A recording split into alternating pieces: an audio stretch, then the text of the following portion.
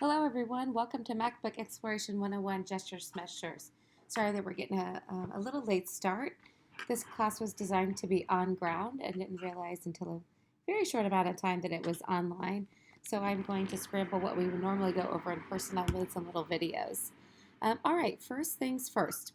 I do apologize that my background and my desktop are very unorganized, but that is something that we can work on together. And if your background looks like this, we can certainly work on that together. The first thing we're going to do is really go through the basics of when you get your laptop and especially even getting a new laptop. We all got new laptops in my school district this year. Where do you even begin? Do I like to click? Do I like to tap? Double tap, single tap? What is a Gini effect? What is a scale effect? So we're going to answer all of those questions and more over the course of the class. The first thing we're going to do, I'm going to go ahead and follow the syllabus for today, is personalizing that desktop. And we're going to roll everything through this system preferences. Now, one thing before I go to system preferences, probably the most important thing we're going to learn for today's objective is how to find the spotlight search, how to find basically anything on your MacBook. So everyone look on the upper right-hand corner, you'll see a little magnifying glass or a lollipop search. If I click on that search, it allows me to find really anything I have ever had on my computer that is a part of the program, or even through mail or messages or documents. Let's say, for example, I wanted to do look for my literature.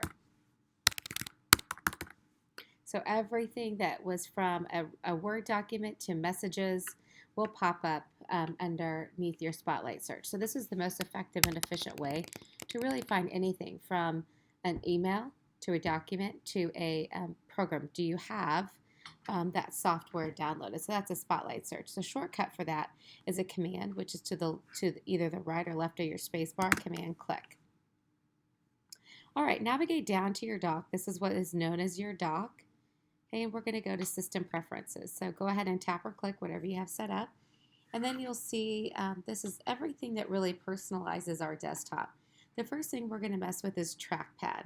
So if you need to reset up your trackpad, or you've always wanted to change it. So go down to the second row, about 5 functions in, and double click.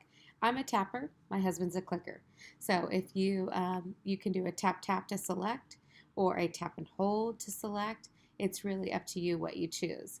Now, I do want you to take a second because Apple does do a great demo for each of the functionalities. For example, right now we're watching point and click where it shows you what that might look like. Okay, do you like your click to be light or medium? Do you have to want to press down like you're afraid you're going to click somewhere where you don't want to? You can change it to firm. I keep mine right in the medium because actually I don't even click. And then tracking speed. I like a pretty fast mouse, but you might want to slow it down or make it faster depending on your preferences. So when I do a secondary click, I choose to enable that so I can tap or click with 2 fingers. And that gives you the secondary or the click. Now you'll also notice on the trackpad dialog box there's a scroll and zoom option and then more gestures. So again, if you just hold for a little while, Apple will do its thing and run through each of those functionalities. Swiping between pages, swipe between full screen apps. I do showing and hiding apps with my thumb and 3 fingers spreading out. You can find mission control with swiping up with 3 fingers. So if you're afraid of, I'm not sure how many apps I have open, you can swipe up with your 3 fingers and back down. Launchpad is the shortcut. It's also F4 is the shortcut, but pinching takes you to Launchpad. And then showing the desktop so you can make sure you have a file available is with spreading with the thumb and 3 fingers. So go ahead and take a couple minutes now. You can pause this video while you really check out and see what the differences with the trackpad are. All right, we're going to navigate back to show all, and then we're going to personalize our desktop and screensaver. So go ahead and double click or double tap on the desktop and screensaver. And then this is where you can navigate to the pictures that I love Apple. With each new update, they send some beautiful new photos that have probably been photoshopped for sure. But you can navigate to the pictures they have saved.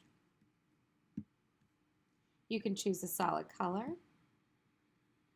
You can even get into your personal photos. You can do a fun function where it changes a picture every 30 minutes. Create a custom color if I wanted to create maybe a lighter, brighter. Oof. I like that for right now. I can see that. And then right click on the click on the screensaver to where you can change the tiles. I had selected where it changed to my personal photos in a floating atmosphere.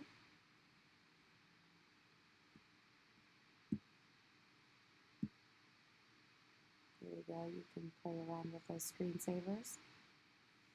And I have mine to start pretty darn long for 20 minutes of screensaver only because I do lecture, then run around and help kids and come back. So for battery life, you may not want to choose 20 minutes. You may want to choose 2 or 5 minutes.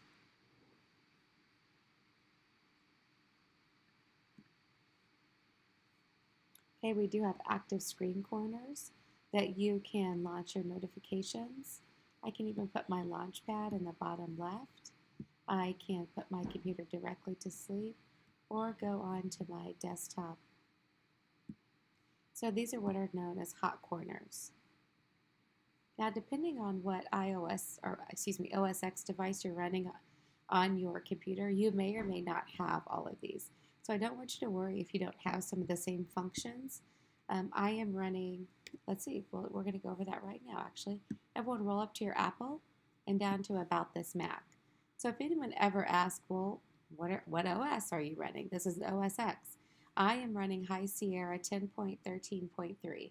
Especially when you're talking with your tech help or your Apple Care, they're going to ask you, what version are you running? This will also tell you your memory, your startup disk, and things that you have available. I don't want to know how much I have available because it's not much. I only have 18 gigs left on 250 gigs. But this is where you can go in, we'll just take a little side note, and manage your storage, which I think will come back because we will go back here tonight, and that will be the last thing we do. Okay, in order to come back to your System Preferences dialog box, you can either hit the back button or you can go to your 9 squares of Show All, similar to the Gmail. So we just went through Desktop, Screensaver, and Trackpad. Let's go on to Dock. You can personalize your dock. For example, if I want to make my dock super small, I would just scale it to small. This is as large as my dock goes because your dock does not have a second row and it doesn't have things hiding underneath them. You can choose which way you would like to minimize. Would it like to be a genie or would it like to be a scale? Would you like your dock on the left side of the screen, the right side of the screen, or the bottom side of the screen? Would you like to animate your applications when you're opening? You could also double click a Windows title bar to zoom in. I also love the minimize too. You can go ahead and minimize something by double clicking Windows title bar. But I can tell what program I'm on, obviously, by when I go through it does a magnification. So take a second to customize your dock.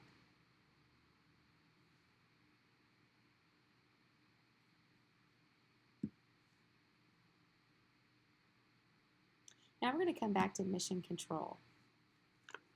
And Mission Control just says basically what is the overall of all of your windows. Okay, it also gives you thumbnails of your full screen applications and dashboard all within a unified view, so at one point. So I can tell that with a single keystroke, my Mission Control is a caret up arrow. I don't have anything else open. I do. Make sure.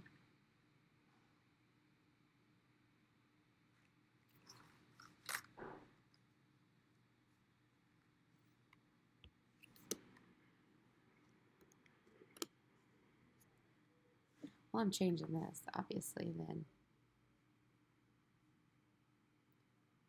I am going to go with F13, which is nothing at this point, or left shift. Let's see what that does. There we go. There's my mission control. My caret key, because I had to do a shift, was not really very efficient, so I changed it to left shift. So now if I tap the shift key to the left of the space bar, my mission controls. This has another option for hot corners if you'd like to do that. All right, we're going to head back to some more options within system preferences. I always say, for example, a common question is my sound's not working or my AirPlay's not working. So we're going to do that right now. Okay, click on displays. So if you don't see the little AirPlay icon, which, by the way, this tiny little square upper right-hand corner, this rectangle with the triangle, that is your AirPlay icon. A lot of students and even teachers say, "Why? I don't have AirPlay." Well, you do. It's just the icon hasn't just populated onto your top. So you can go to your display, and then you have your AirPlay options. So now I have my AirPlay options underneath inside my AirPlay. You can also change it for what display is best. Okay, and then a lot of times this option on the upper right-hand corner won't show up if this show mirroring options is not checked. So make sure that's checked in order for you to see that at all times. You can switch to the color if you like, or you can click to the night shift, where it goes a little warmer at night. So you can scale it.